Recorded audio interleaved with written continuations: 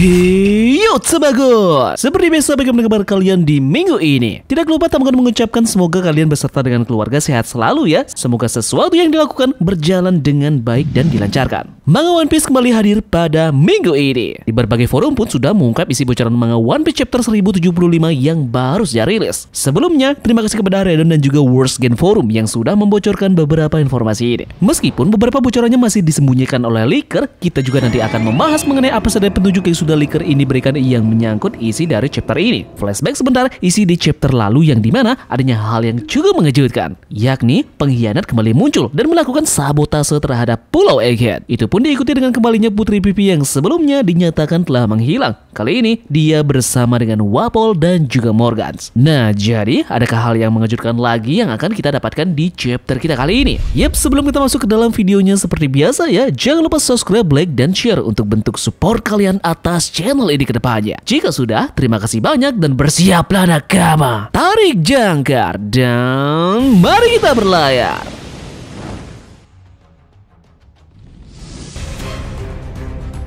One Piece chapter 1075 kita kali ini diberi judul Lapis Dead Game. Nah, judul ini langsung berhubungan dengan kondisi yang terjadi sekarang di dalam Pulau Egghead. Nanti kita akan bahas ini ya. Jadi, kita akan mulai dulu dari bocoran kita yang pertama. Chapter kita kali ini kembali mendapatkan sampul cover yang terhubung ke chapter sebelumnya. Masih melanjutkan kilas balik dari organisasi Mets dan kali ini terlihat Vegapunk yang bertemu dengan kelima dari para Gorosei. Masih belum detail di mana mereka bertemu dan pada saat timeline apa yang terjadi.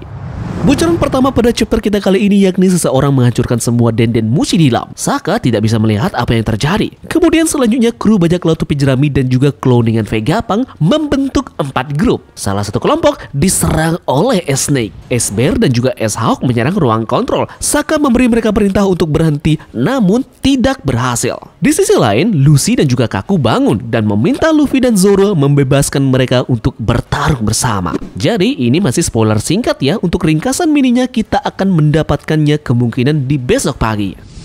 Bocoran chapter kali ini lumayan mengagetkan dan banyak hal yang menarik. Jadi, Tamgon akan sedikit saja membahas mengenai beberapa poin yang unik pada chapter kita kali ini. Dimulai dari pengkhianat yang kembali melakukan sabotasenya. Kali ini, dia melakukan hal yang lebih ekstrim, yakni menghancurkan semua denden mushi yang berada di laboratorium. Jadi, semua akses kamera, telepon, dan juga alat komunikasi yang lainnya di dalam pulau sudah tidak bisa diakses dari CCTV. Semua hal yang berhubungan dengan perangkat komunikasi akhirnya hancur. Dugaan kita makin kuat, yakni pengkhianatnya pasti ada di antara keenam cloningan Vegapunk. Orang ini sudah mengetahui letak dari posisi denden mushi berada dan sangat hafal sekali dengan struktur yang ada di dalam Pulau Egghead. Namun bocoran kali ini masih belum memperlihatkan siapa sebenarnya sosok ini dan mengapa dia menyulitkan pihak aliansi untuk keluar dari pulau ini.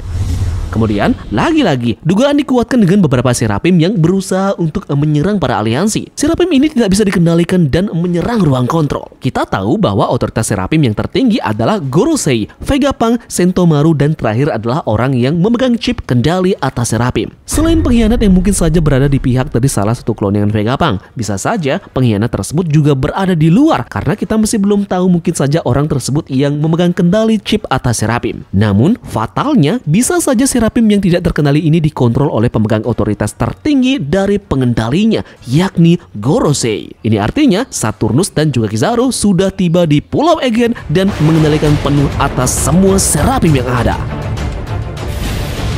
Kemudian yang paling mengejutkan adalah adanya tawaran dari Lucy dan juga Kaku kepada Luffy dan Zoro yang mengatakan mereka ingin bertarung bersama dan membantu aliansi. Masih belum jelas di sini apa tujuan dari mereka dan mengapa mereka ingin membantu. Namun yang pasti kali ini Luffy lagi-lagi merubah lawannya menjadi kawan dan kita akan segera melihat mereka akan beraliansi dan bersama-sama untuk menjatuhkan musuh yang sudah ada di depan mata yang berada di Pulau Egghead.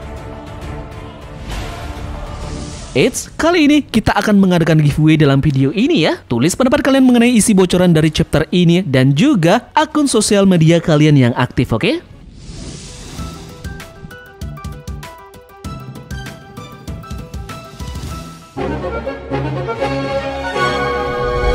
Nah, Seperti biasa jika kita membahas tentang spoiler terbaru One Piece, kali ini Tamagotchi juga sudah siapkan beberapa informasi unik dan juga menarik terkait berita One Piece yang sudah beredar seminggu belakangan ini. Selain itu, Tamagotchi juga merangkum fakta-fakta dalam One Piece yang mungkin belum kalian ketahui dalam video kita kali ini.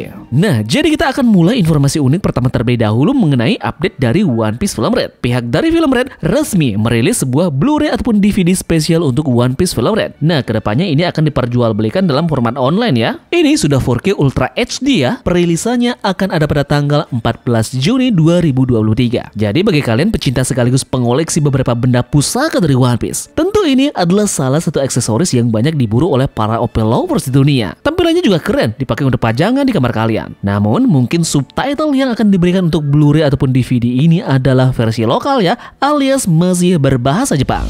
Nah, dari kalian banyak sekali yang DM Tamagon maupun di kolom komentar yang menanyakan mengenai kapan rilisnya anime One Piece terbaru. Apakah anime One Piece di minggu ini libur atau tidak? Nah, untuk menjawab itu semua, berikut ini Tamagon langsung berikan kalian tentang jadwal resmi penayangan dari anime One Piece. Kalian tentunya bisa simpan dan foto jadwal anime ini ya untuk beberapa minggu ke depan. Nah, minggu lalu kita sudah mendapatkan kabar mengenai perilisan poster resmi dari One Piece live action. Kali ini informasi untuk film One Piece tidak sampai di situ. Ada juga hal yang mengejutkan, yakni informasi datang dari salah satu pengisi suara dari Jinbe dalam anime One Piece. Katsuhisa Hoki, seorang pengisi suara dari karakter Jinbe, mengatakan bahwa dalam akun Twitternya dia memposting info yang menyebutkan film One Piece berikutnya sudah dalam tahap produksi. Masih belum dijelaskan lagi tentang film apa tersebut dan sudah sejauh mana proses dalam tahap produksi ini. Mungkin saja tahap produksi masih dalam hal tentang informasi yang rahasia dari beberapa pengisi suara yang akan dilibatkan dalam film terbaru nanti. Mudah-mudahan saja nanti film terbaru One Piece ini akan masuk ke dalam canon ya, atau terlibat langsung ke dalam cerita manganya. Jadi kita tunggu saja kelanjutan dari informasi ini dan mudah-mudahan saja di tahun ini kita akan mendapatkan kabar baik mengenai informasi produksi film One Piece ini. Ekspektasi kalian mengenai film One Piece selanjutnya tentang apa nih? Coba tuliskan di kolom komentar ya. Tamagon pribadi sih mengharapkan insiden God Valley akan masuk ke dalam film khusus spesial dari One Piece.